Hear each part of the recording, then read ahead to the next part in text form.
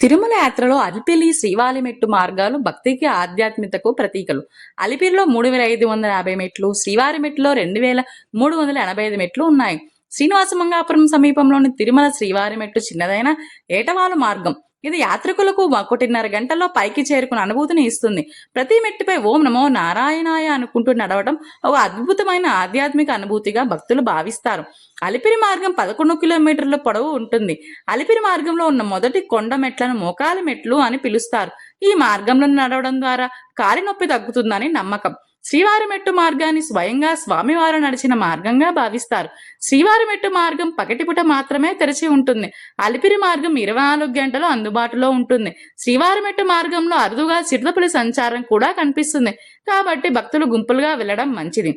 శ్రీనివాస మంగాపురం నుండి శ్రీవారిమెట్టు సుమారుగా 6 కిలోమీటర్లు ఉంటుంది. ఈ దారి గుండానే వెంకటేశ్వరుడు వివాహానంతరం 6 నెలల కాలం అగస్తాశ్రమంలో గడిపిన తర్వాత తిరుమల చేరుకున్నానని పురాణ కథ.